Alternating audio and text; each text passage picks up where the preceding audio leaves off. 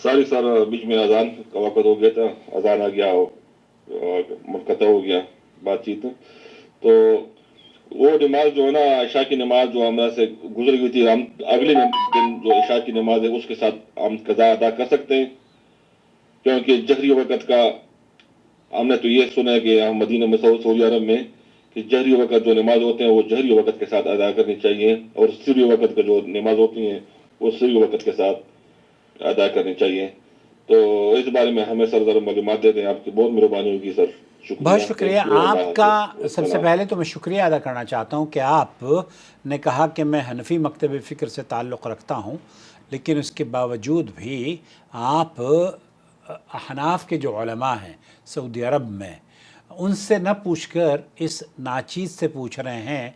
ये आपके सऊदी अरब में रहते हुए दीन की तरफ सही तौर पर माइल होने या रग़बत कुरान हदीस पर अमल करने का इजहार है। अल्लाह ताला आपको, मैं भी चूँकि हनफी मज़हब से मेरा ताल्लुक़ था जब मैं सऊदी अरब में आया हूँ, और यहाँ आकर मैं सवाल भी अपने ही लोगों से पूछता था।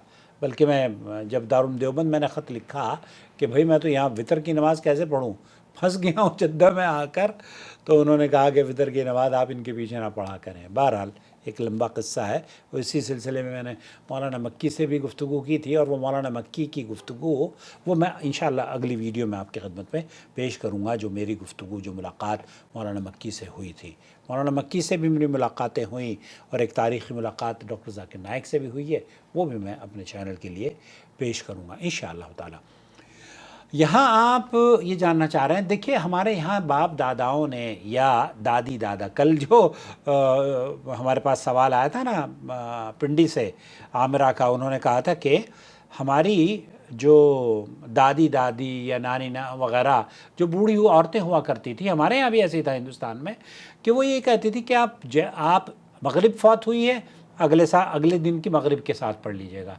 इशा फौत हुई है, अगले दिन इशा के साथ पढ़ लीजिएगा। फजर फौत हुई है, अगले दिन फजर के, मतलब 24 घंटे उसको कहिए कि आप नमाज ना पढ़ें। औज़ु बिल्लाह, ये चोर दरवाज़ा है दुनिया में मुसलमानों को नमाज से दूर करने का। हालांकि अल्लाह के रसूल सल्लल्लाहु अलैहि वसल्लम की हदीस, सही हदीस मौजूद है कि आप अगर शरई उज़्र अगर आपके पास है, शरई उज़्र क्या है कि आप होश में नहीं हैं, मदहोश हैं, सोए हुए हैं, तो जब आपको होश आए, जब आप सोकर उठें, चाहे वो फजर में हो या ज़ोहर में हो या असर में हो, उस वक्त आपकी जो फ़ौत शुदा नमाज है वो उस वक्त पढ़नी है।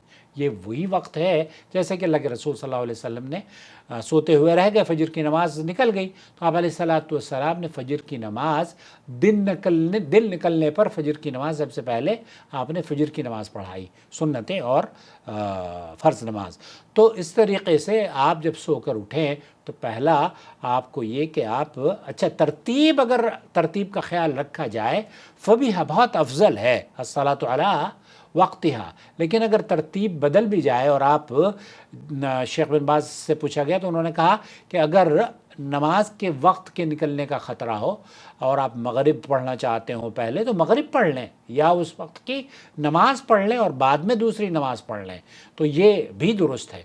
और अगर आप ये चाहते हो कि पहले जो फ़ौत शुदा नमाज है वो पढ़ूं और फिर उसके बाद दूसरी नमाज पढ़ूं, तो दोनों तरह से आप नमाज़ पढ़ सकते हैं। लेकिन ये जो टाल मटोल है ना हमारे यहाँ, ख़ास तौर पर अहनाफ, चूँकि मेरा भी ताल्लुक़ हनफी मज़हब से रहा है भाई मेरे, तो हमारे यहाँ हमें ये बताते थे, वो जो आमिरा ने बिल्कुल सही कहा कि मगरिब को हम मगरिब के साथ पढ़ें, इशा को इशा के साथ पढ़ें। और वो बूढ़ी औरत जो मैं गया रुड़की में, तो मेरी वालदा के गाँव में रहती थी वो नन्हेड़े में, अब तो ना वालदा रहीं और ना वो ख़ातून रही, अल्लाह उनको ग़रीक़ रहमत करे।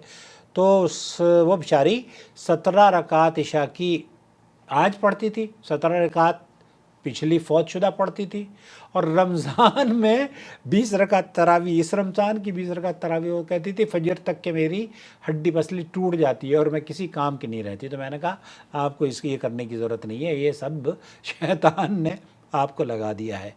तो आप अगर नमाज़ पढ़ना चाहते हैं तो फजर की नमाज़ अगर आपकी निकल गई है और आप ज़ोहर में उठे हैं, तो ज़ोहर में फजर की नमाज़ आप पढ़ सकते हैं। اور ظہر کے پیچھے اگر آپ یہ کہیں کہ عشاء کی نماز یا عشاء کے پیچھے ظہر کی نماز پڑھنی ہے تو دونوں طرح سے پڑھ سکتے ہیں، دونوں طرح سے. یہ نہیں ہے اب مثال کے طور پر ایک آدمی سری نماز ہے، خاموشی سے پڑھی جانے والی نماز ہے، اور آپ جہری پڑھ لیتے ہیں تو کیا نماز باطل ہو گئی؟ نہیں، نماز درست ہے، نماز درست ہے. آپ جو جہری نماز ہے وہ خاموشی سے بھی بعض مرتبہ اکثر لوگ انڈیا پاکستان کے. آپ یہ بتائیے جو میرے ویورز ہیں، چلیے ایک سوال آپ لوگوں سے مخاطب ہوں، جو میرے ویور ہیں وہ جہری نماز اگر اکیلے پڑھتے ہیں، مغرب کی، عشاء کی اور فجر کی، ان تینوں نمازوں کو اگر آپ اکیلے پڑھتے ہیں تو کیا زور سے پڑھتے ہیں؟ نہیں، سری پڑھتے ہیں، الحمدللہ بس ایسے.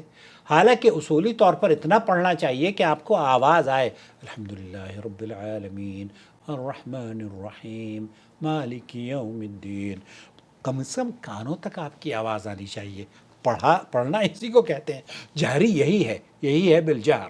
تو آپ مجھے بتائیے کہ آپ یہ جو جہری نمازیں ہیں خاموشی سے پڑھتے ہیں یا آپ کے کانوں کو آپ کی آواز سنائی دیتی ہے، یا آپ کے بچے آپ کی آواز کو سن رہے ہوتے ہیں؟ اکثر میں بتاؤں وہ یہ جواب لکھیں گے کہ ہمیں تو آج ہی پتہ چلا ہے جہری نماز جہر رہی زور سے پڑھنی چاہیے اگر آپ اکیلے بھی پڑھ رہے ہوں. تو میرے بھائی اگر اکیلے بھی آپ پڑھ رہے ہیں اور جہری کو آپ نے سری خاموشی سے پڑھ لیا ہے تب بھی وہ جائز ہے.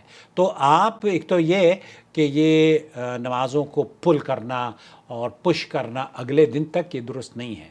پھر اگر آپ دو وجوہات کی بنا پر نمازیں آپ مؤخر کر سکتے ہیں، ایک تو یہ کہ یا تو بیمار ہیں یا ہوش میں نہیں ہیں، عقل نہیں ہے، کوئی شرعی عذر ہے، یا پھر آپ بھول گئے ہیں. جس وقت آپ کو بھولی ہوئی نماز یاد آئے اس وقت آپ کو وہ نماز پڑھ لینی چاہیے. تو جان بوجھ کر ابھی عشاء کی نماز چھوٹی ہے، اگلے 24 گھنٹے میں انتظار کروں گا، اس کا مطلب یہ ہوا کہ 24 گھنٹے تک آپ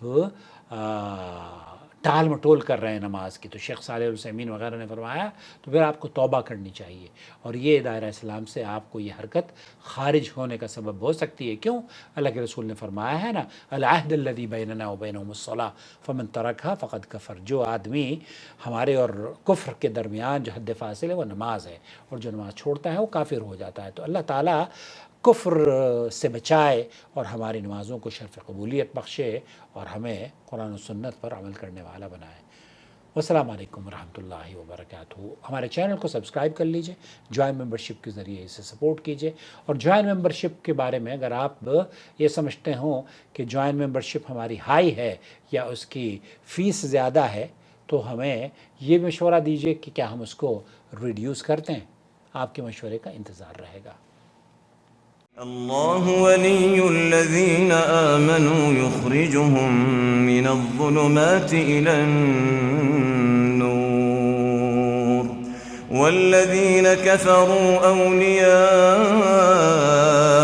الطاغوت يخرجونهم من النور إلى الظلمات أولئك أصحاب النار هم فيها خالدون.